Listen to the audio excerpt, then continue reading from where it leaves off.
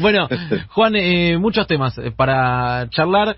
En los últimos días el gobierno tomó algunas medidas que tienden a generar algún tipo de alivio. No sé si será suficiente o no. Me refiero a el aumento del salario mínimo vital y móvil del 35%, el anticipo en realidad de febrero para septiembre de este año, que obviamente involucra y repercute en por lo menos 5 millones de planes sociales, y obviamente va acompañado de ciertas medidas que intentan generar por lo menos un empate o un triunfo sobre la inflación. De hecho, el gobierno sostiene que este año los salarios le ganan a la inflación. ¿Cómo lo estás viendo vos? El aumento del salario mínimo está muy bien. No sé de dónde salió eso que ya escuché un par de veces de que repercute en 5 millones de planes sociales. ¿De dónde lo sacaste? No, porque justamente las asignaciones están atadas al salario mínimo en cuanto a tiene que ser la mitad de un salario mínimo vital y móvil y demás, y eso automáticamente cuando aumenta el salario aumentan las asignaciones. Es 1 millón nada más que está afectado por eso, que es el salario social completo. Pero ya lo escuché un par de veces esto de los 5 millones. Mira, lo que está atado al salario mínimo es el salario social complementario que está por ley, es una ley que impulsamos nosotros en el 2016, 2017, que sí, efectivamente es la mitad del mínimo vital y móvil. Y después, supongo que se habrá referido, quien lo dijo, que no sé si es el ministro o quién, a el sector informal, que en algunos casos, cuando sube el mínimo, consiguen un aumento, ¿no? La gente que está laburando en relación de dependencia pero no registrada, como seguramente varios de los que están ahí, es decir, que no está bajo convenio colectivo ni nada por el estilo, cuando sube el salario mínimo, en general tienen un aumento salarial. Después, o sea, digamos, es una buena medida, pero no es que afecta directamente a 6 millones de personas, no es tan así. Claro, bien. Y en general, ¿cómo la estás viendo? Digo, la situación social, ¿crees que esta premisa del gobierno de que este año los salarios le ganan a la inflación y que se va a sentir una reactivación económica en el bolsillo se va a cumplir, se va cumpliendo? Mira, yo creo que está todo muy mal, ¿no? Está todo muy mal porque nadie puede estar satisfecho con la situación cuando hay bastante más que un 40% de argentinos y argentinas en situación de pobreza y un par de millones en situación de indigencia. Nadie puede pensar que estamos bien. Creo que el avance de la campaña de vacunación y algunos pequeños signos de reactivación nos permiten pensar que hemos tocado, si se quiere, el piso, el fondo, y que vamos a ir para mejor en lo sucesivo. Pero bueno, nuestra posición es que en sí en algunas reformas un poco más estructurales el rebote es cortito, digamos, ¿no? Es como cae la pelota de muy arriba, pero después rebota poquito.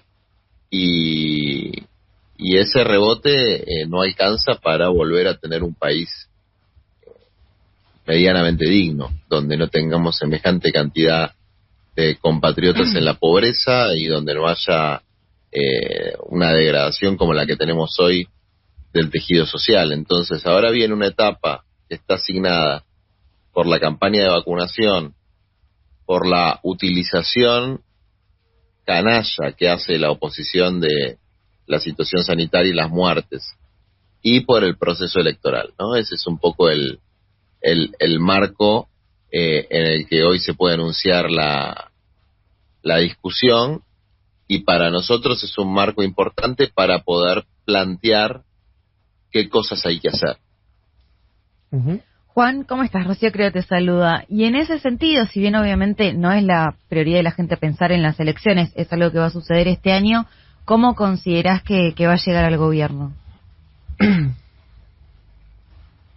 Mira, yo creo que la campaña de vacunación, más allá de lo que diga muchos medios de comunicación, es muy exitosa, es muy buena. La gente está muy contenta por haberse podido dar la vacuna, y es mucha gente.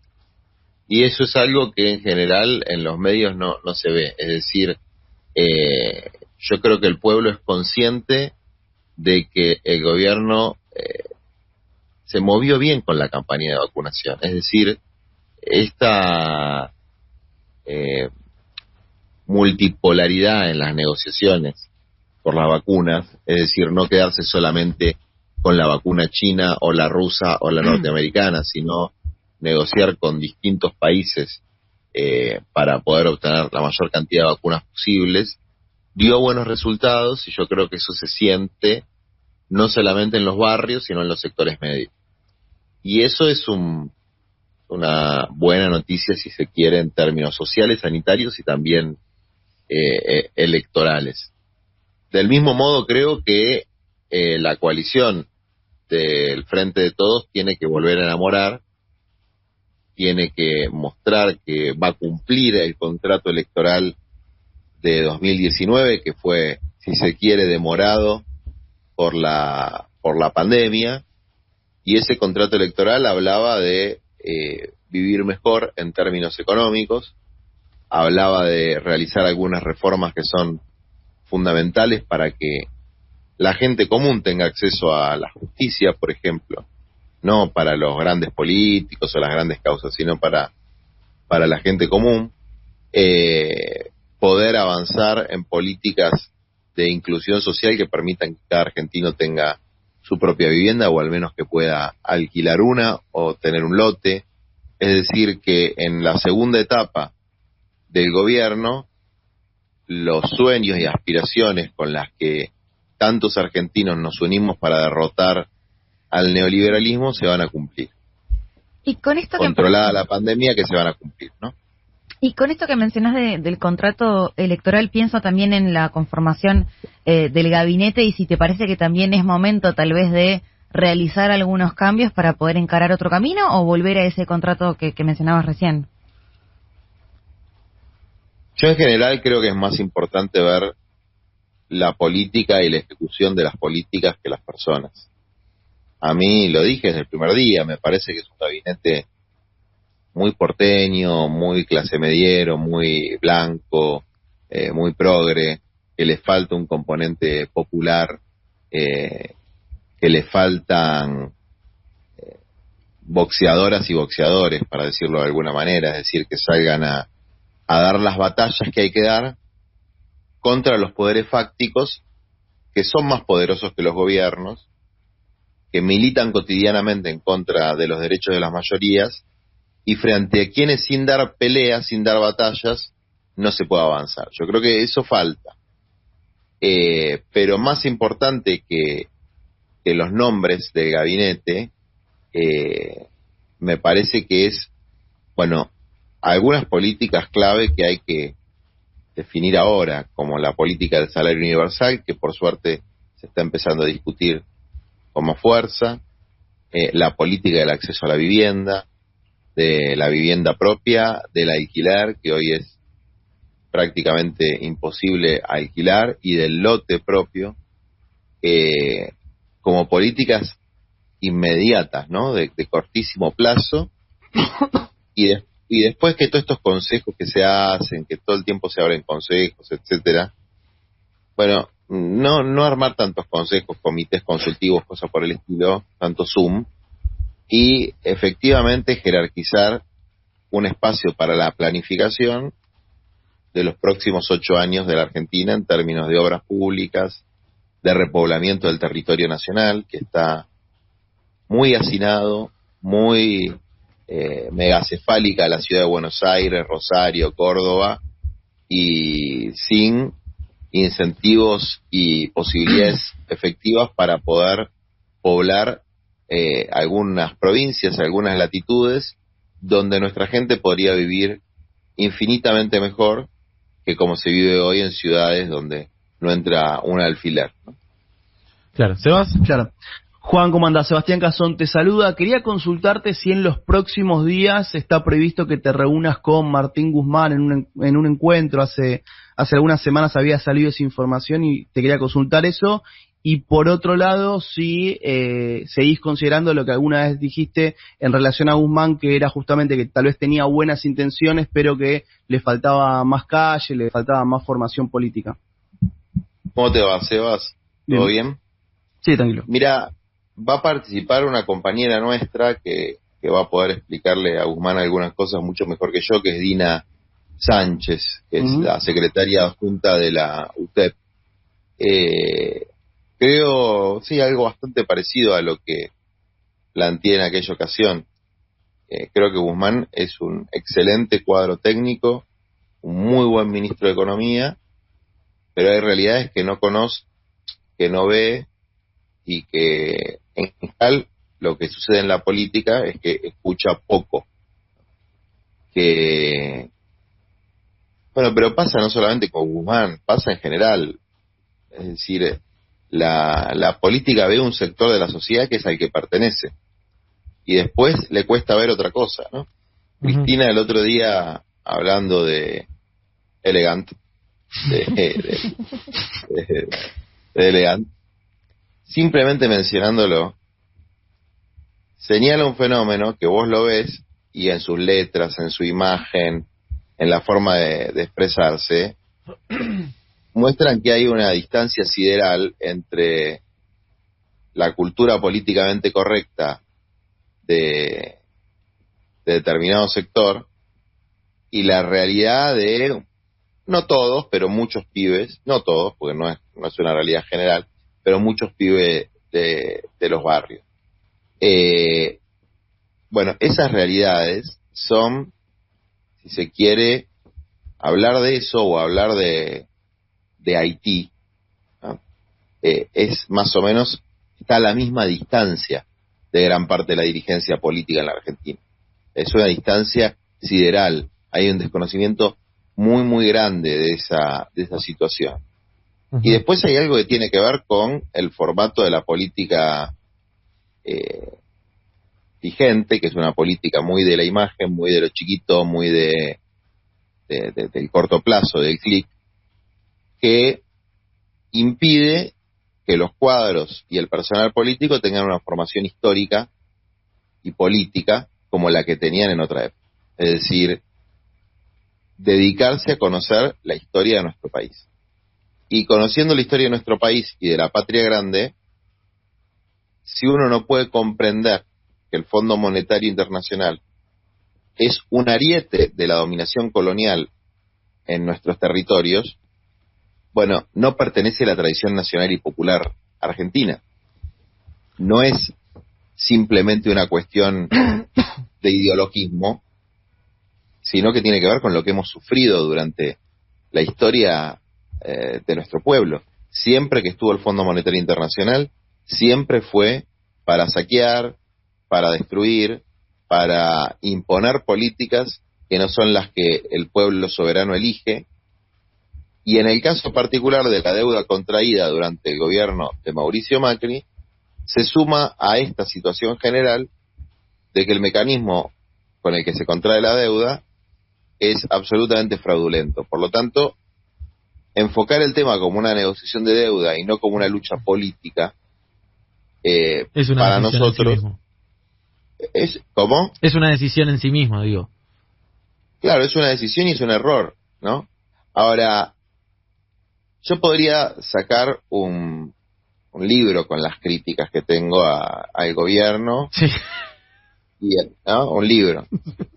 Pero en este momento que estamos entrando en una etapa electoral, donde los problemas de la gente son los mismos que los que había la semana anterior, digamos, ¿no? Pero estamos entrando en una etapa electoral, yo creo que hay una necesidad de recordar de dónde venimos, que es el macrismo, y por qué se construyó la coalición del Frente de Todos. Y no se construyó la coalición del Frente de Todos porque éramos un club de amigos. Uh-huh. Se construyó para derrotar al macrismo. Y fue exitosa en ese propósito, y se derrotó al macrismo, y hoy tenemos un gobierno que es infinitamente mejor de lo que hubiese sido una segunda etapa de Macri, ¿no? Una segunda etapa de Macri en la Argentina en la pandemia es comparable con lo que hizo Bolsonaro en Brasil. Esa es la comparación posible que uno tiene a nivel latinoamericano. Y en ese sentido, en este momento, reforzar propuestas para la etapa que viene, mientras desde luego se sigue sufriendo el día a día, ¿no? Pero pensar propuestas para la etapa que viene, porque en general las elecciones de medio término sirven para renovar el contrato electoral, por lo menos de nuestro punto de vista, con la perspectiva de que hay poderes fácticos que hay que enfrentar, y no dejar de señalarle a la sociedad, a toda la sociedad, a todos los sectores sociales, el peligro que representa la coalición Cambiemos, el gobierno de Macri, o ese espacio político, para los valores más importantes Juan, que tiene nuestro pueblo, que es la solidaridad y cuidar la democracia. y en este sentido, ¿cómo estás viendo las disputas internas dentro de Juntos por el Cambio? Yo creo que hubo una lectura de que no había tanto espacio para una opción explícitamente bolsonariana. No había tanto espacio para eso.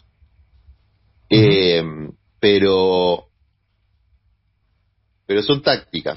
Es decir, el corazón de esa coalición es Macri. Juntos por el Cambio es Macri. No hay que dejarse engañar. Y lo que Macri representa. Y lo que no pueden, lo que pierden por derecha con estas elecciones, esta selección de candidatos, lo van a buscar a través de una alianza con los sectores de ultraderecha, que son los libertarios, etcétera, etcétera. Entonces, no es que se modere la coalición, se refuerza una coalición de derecha incorporando sectores abiertamente antidemocráticos, como algunos de estos personajes que andan dando vuelta por ahí.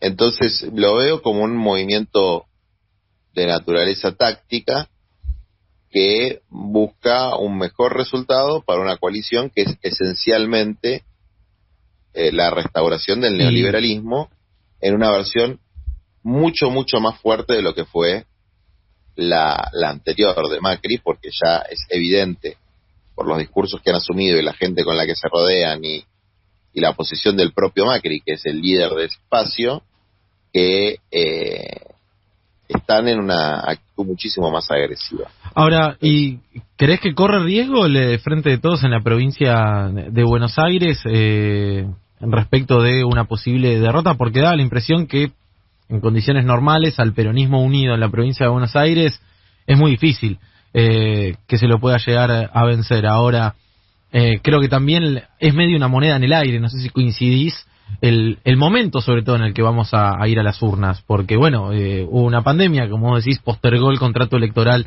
del Frente de Todos, obviamente lo que vos marcabas, creo que lo notamos todos respecto de la situación social, del tejido social, no llega el gobierno en las mejores condiciones, me da la impresión a mí, a las elecciones. ¿Crees que está en riesgo el triunfo electoral en la provincia de Buenos Aires, o considerás que todo esto que vos marcabas del plan de vacunación, de los esfuerzos por aliviar la situación económica, van a ser suficientes como para que la gente vuelva a confiar en el frente? Creo que nadie puede hacer un pronóstico. Está abierta, es una situación abierta, porque venimos de casi 2 años muy jodidos. Los argentinos la hemos pasado muy mal, las frustraciones son inmensas, los proyectos postergados, las muertes que tuvimos de nuestros familiares, de nuestros amigos, y esa frustración desde luego va a tener un impacto en términos electorales. No podría ser de otro modo.